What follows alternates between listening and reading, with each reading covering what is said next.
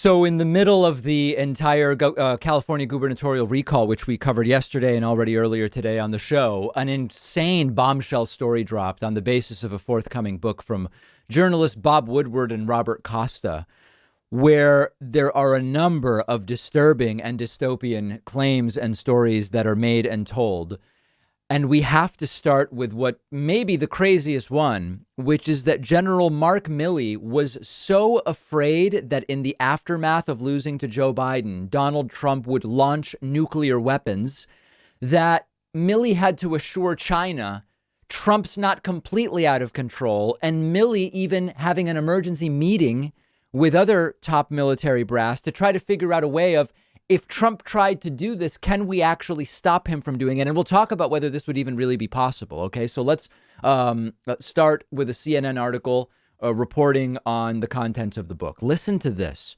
2 days after the January 6th attack on the Capitol, Trump's top military advisor, Joint Chiefs Chairman General Mark Milley, single-handedly took secret action to limit Trump from potentially ordering a dangerous military strike or launching nukes, according to Peril, a new book by legendary journalist Bob Woodward and veteran Washington Post reporter Robert Costa. Woodward and Costa write that Milley, deeply shaken by the assault of January 6th, was certain that Trump had gone into a serious mental decline in the aftermath of the election, with Trump now all but manic, screaming at officials and constructing his own alternate reality about endless election conspiracies. If 5% of this is accurate, Trump was completely losing his mind behind the scenes, exactly as we believed he was doing. Milley worried that Trump could go rogue, the authors write. You never know what a president's trigger point is, Milley told his senior staff. In response, Milley took an extraordinary action and called a secret meeting in his Pentagon office on January 8th to review the process for military action, including launching nuclear weapons. Speaking to senior military officials in charge of the National Military Command Center, the Pentagon's war room, Milley instructed them not to take orders from anyone unless he was involved. Now, does this break chain of command? We're going to talk about that in a second. No matter what you were told, you do the procedure, you do the process, and I'm part of the procedure, Milley told the officers, according to the book. He then went around the room, looked each officer in the eye, and asked them to verbally confirm they understood. Got it? Milley asked, according to the book. Yes, sir. Milley considered it an oath, the authors write. Peril is based on more than 200 interviews with firsthand participants and witnesses and paints a chilling picture of Trump's final days in office. The book, Woodward's third on the Trump presidency, recounts behind-the-scene moments of Trump's unhinged and explosive actions, yelling at senior advisors and aides as he desperately sought to cling to power. It includes reporting of the events leading up to the January 6th riot, Trump's reaction, and newly revealed details about Trump's January 5 Oval Office showdown with Mike Pence. Woodward and Costa obtained documents, calendars, diaries, emails, meeting notes, transcripts, and other records. One other part of this, and then we'll get into some discussion. Milley's fear was based on his own observations of Trump's erratic behavior. His concern was magnified by the events of January 6th and the extraordinary risk the situation posed to U.S. national security. Milley had already had 2 back-channel phone calls with China's top general, who was on high alert over the chaos in the U.S. Then Milley received a blunt phone call from Nancy Pelosi. Woodward and Costa obtained a transcript of the call, during which Milley tried to reassure Pelosi the nukes were safe. Pelosi pushed back. What I'm saying to you is that if they couldn't even stop him from an assault on the Capitol, who even knows what else he may do? And is there anybody in charge at the White House who was doing anything but kissing his fat butt over all of this? Pelosi continued, you know he's crazy. He's been crazy for a long time. According to Woodward and Costa, Milley responded, Madam Speaker, I agree with you on everything.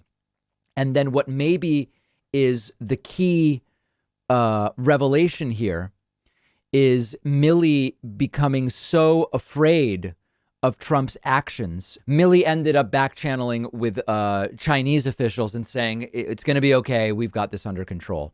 So we are quite literally talking here about a president going nuclear, an actual lunatic as president. And it's the same people who thought that this Trump was the guy that it made sense to make president, who now don't want the vaccines. So think about that for a second. Now, there's a real question here, and a bunch of people emailed me about this saying, is Millie, in a sense, overstepping authority here? Later, we're going to get to clips of Trump calling what Millie did treason. I think that that's outrageous. But did Millie overstep authority here?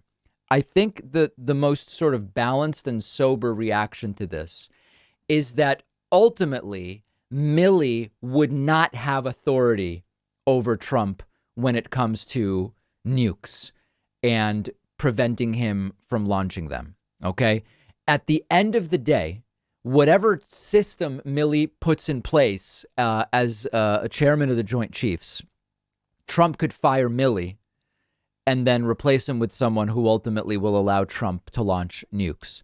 Now, what I think Millie was trying to do here is, given the limited amount of time that Trump would have to do this, remember, the riots were on January 6th.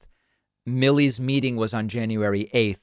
Trump was leaving office on January 20th or 21st. I don't remember the inauguration day at this point. So you're talking about under 2 weeks.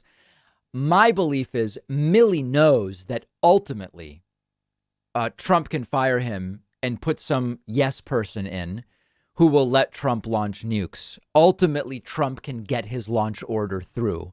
But Millie, knowing Trump, probably realizes Trump has this sort of limited attention span.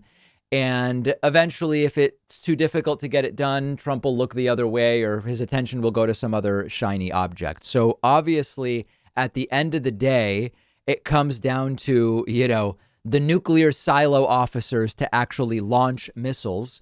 It is ultimately at the discretion of the president. But my understanding is Millie's idea here was, let's just make it difficult enough so that Trump would have to fire me and maybe other people in order to get this done. And maybe that prevents it from happening. The real story here is the mere fact that the chairman of the Joint Chiefs was so afraid this would happen is an incredible historic story that goes to the unhinged and erratic nature of Donald Trump. A little bit later on in the show, we're going to get to some of the reaction from Trump to the story coming out.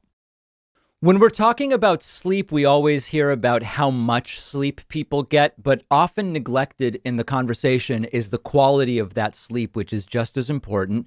And science shows that lowering your body temperature during sleep can help you be more rested and achieve better sleep. And that's where our sponsor, Chili Sleep, comes in. Chili Sleep makes customizable, climate-controlled sleep solutions to help you improve your sleep. Comes in 2 varieties, the Uller sleep system and the Cube sleep system. That's what I have on my bed. Both are hydro-powered, temperature-controlled, luxury mattress pads. You can make your bed as cold as 55 degrees. I choose 60. You can make it as hot as 115 degrees, if that's your thing. I don't feel hot anymore at night. No more sweating. I'm sleeping better, and I love it. I also have the Chili Sleep Chili Blanket, which helps keep me cool on top as well. They'll give you 20% off everything when you go to chilisleep.com/Pacman. The link is right underneath this video.